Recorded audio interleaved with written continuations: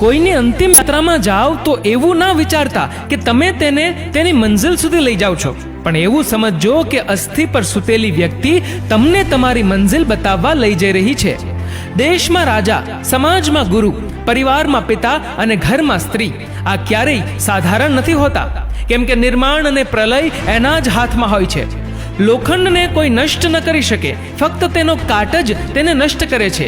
એ જ રીતે માણસને બીજું કોઈ નહીં, ફક્ત તેના વિચારો જ નષ્ટ કરે છે. વિચારો સારા રાખો તો ચોક્કસ સારું જ થશે. આ મિલાવટનો જમાનો છે. હામાં હા મિલાવો તો જ સંબંધ લાંબા સમય સુધી ચાલે.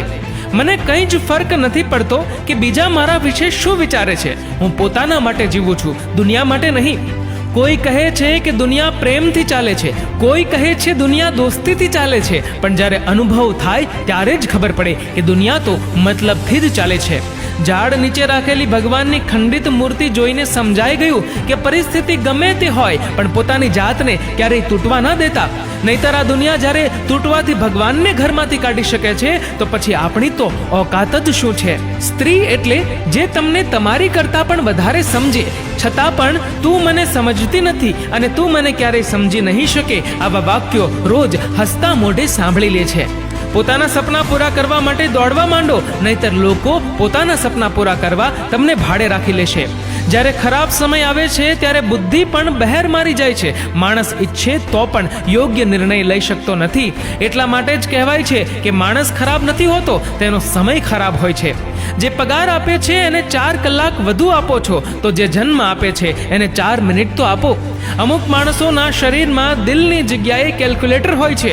હાથ મિલાવ્યા પહેલા હિસાબ લગાવી લે છે કે આનાથી મને કેટલો ફાયદો થશે.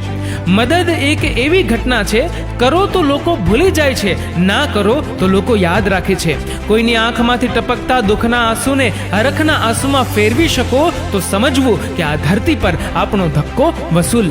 કાચા કાન, શંકાશીલ નજર અને ઢીલું મન માણસને ગમે તેવી સમૃદ્ધિ વચ્ચે પણ નરકનો અનુભવ કરાવે છે. આપણા પોતાના માઇનસ પોઈન્ટની ખબર હોવી એ જ સૌથી મોટો પ્લસ પોઈન્ટ છે. માન હંમેશા સમયનું હોય છે, પરંતુ વ્યક્તિ પોતાનું સમજી બેસે છે. કેવો ગજબનો શબ્દ છે સોરી. માણસ બોલે તો ઝઘડો પૂરો અને ડોક્ટર બોલે તો માણસ પૂરો. સાચો સંબંધ એ જ જે તમારી સ્માઇલ જોઈને કહી દે કે એ સાચી છે કે બનાવટી. બાકી બોલાયેલા શબ્દો દ્વારા તો હવે ગૂગલ પણ જાણી લે છે. સૂર્ય પણ શરમાતો હશે માણસની કલાકારી પર, રોશની એને આજે યુનિટોમાં વેચાય છે. સાબુ એટલે મેલો થતો નથી કારણ કે બીજાને ઉજળા રાખવા માટે પોતે પોતાની જાત ઘસી નાખે છે. પ્રેમમાં તમારી ચામડી શામ હશે તો ચાલશે, પણ તમારી નિયત કૃષ્ણ જેવી પવિત્ર હોવી જોઈએ. સારા માણસની સંગતમાં હંમેશા ફાયદો જ થાય. ફૂલો પરથી જો હવા પસાર થાય તો વાતાવરણ પણ સુગંધી બની જાય છે.